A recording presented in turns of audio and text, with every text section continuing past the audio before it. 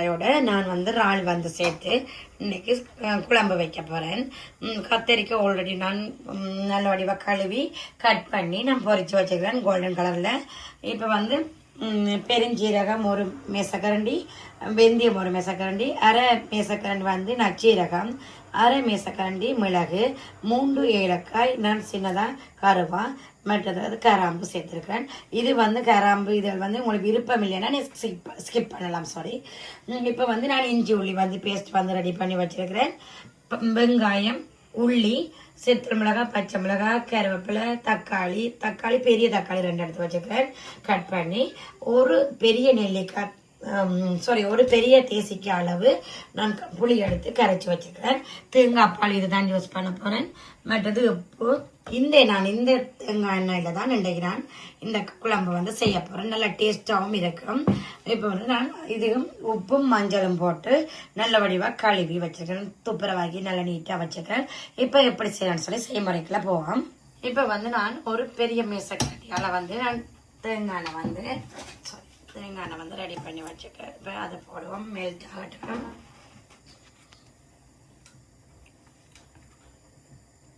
என்ன கொஞ்சம் நான் சேர்க்கிறேன். ஒன்று இல்லாட்டி 1.5 மேசக்கரண்டி வந்து இப்படி நாங்கள் எடுத்தோம்னா அது மெல்ட் ஆக சரியா இருக்கும்.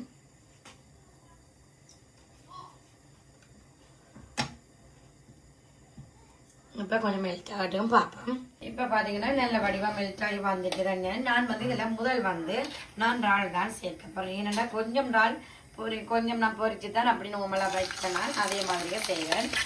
சில பேர் வந்து வெங்காயம் சேர்த்துட்டுன்னு செய்வேன். நான் வந்து முதல் கொஞ்சம் இறாலை பொரிய விடுறேன். நான் அப்புறம் இறாலை கொஞ்சம் பொரிஞ்சாப்பிடுறது இப்போ நம்ம கொஞ்சம் சேர்ப்பேன். இப்போ கொஞ்சம் இறால் இல்லாத போட்டுட்டு நான் பொரிஞ்சாப்பிட பார்ப்போம். ஓகே, இன்னும் கொஞ்சம் பொரிஞ்ச அப்புறம் வெங்காயம் சேர்த்தோம்னா நல்லா இருக்கும். இப்போ பார்த்தீங்கன்னா இந்த பாருங்கள் இதே மாதிரி இந்தளவு பொரிஞ்சுதுன்னா ஓகே. இதுக்கு பிறகு வந்து நான் இனி வந்து கொஞ்சம் பிரிஞ்சு இதை கொஞ்சம் எடுத்து விட்டுட்டோ இல்லை நான் இதுக்குள்ள கடுகு உளுந்து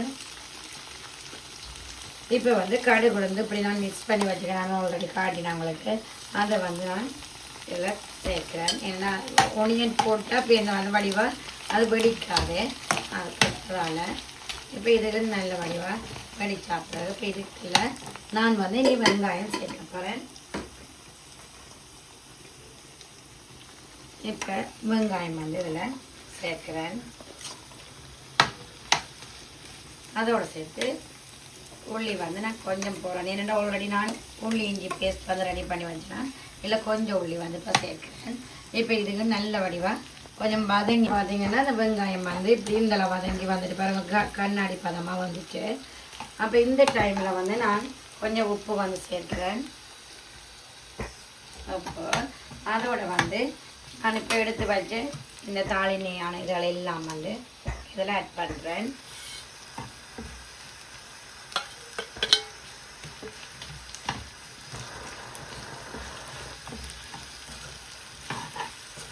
இதையும் நல்ல வடிவாக அப்படி வதங்க வச்சுட்டு இந்த டைமில் வந்து நான் இதில் இந்த ஃப்ளேவருக்காக வந்து ஒரு 3 சித்தல் மிளகாய் வந்து 3 இல்லை 4 சித்தல் மிளகாய் வந்து இதில் வந்து நீங்கள் ஆட் பண்ணலாம். அதில் வாசனையாகவும் இருக்கும். நல்ல டிஃப்ரெண்டான டேஸ்ட்டாக இருக்குமென்றதுக்காண்டி ஒவ்வொரு டைப் நாங்கள் வந்து வைக்கலாமே நான் ப்ரௌன் கறி அதே மாதிரி இருக்கிறது. அப்போ இதுவும் இப்படி வதங்கி கொண்டிருக்கே இந்த டைமில் நான் இப்படி மிடில் இந்த இஞ்சி உள்ளி பேஸ்ட்டை வந்து நான் இதில் சேர்க்கிறேன். அதுக்கும் அந்த பச்சை வாசனை இல்லாமல் போகும் வரைக்கும் இதோட சேர்ந்து கொஞ்சம் ஃப்ரை பண்ணி பிறகு இப்போ நான் இதில் பச்சை மிளகாய்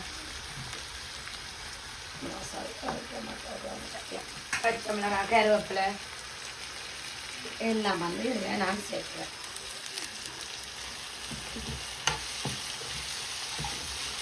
அப்போ இதையும் நான் வடிவாக இப்படி மிக்ஸ் பண்ணி நல்ல வடிவாக வச்சுட்டு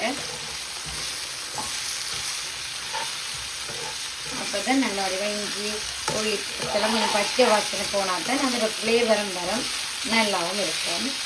இப்போ இது ஒரு 2 மினிட்ஸ் இப்படி வதங்க விடுவோம். இப்போ இதையும் வதங்கி வந்துட்டு இப்போ இந்த டைமில் வந்து நான் தக்காளி வந்து சேர்க்கிறேன்.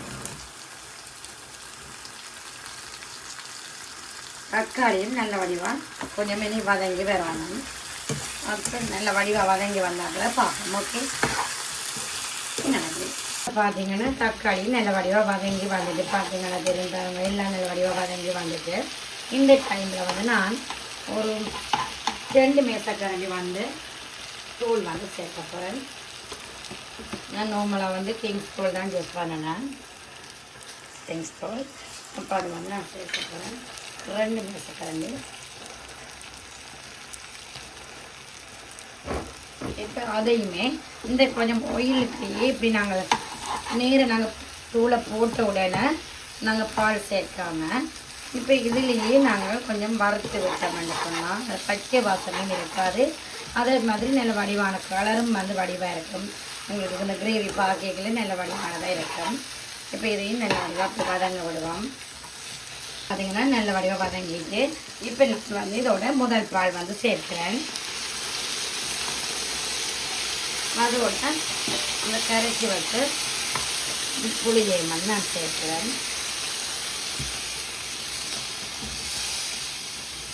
எல்லாம் நல்ல வடிவாக மிக்ஸ் பண்ணி போட்டு இப்போ பார்த்தா இதோட நான் வந்து தண்ணிப்பால் வந்து சேர்த்துட்டேன்.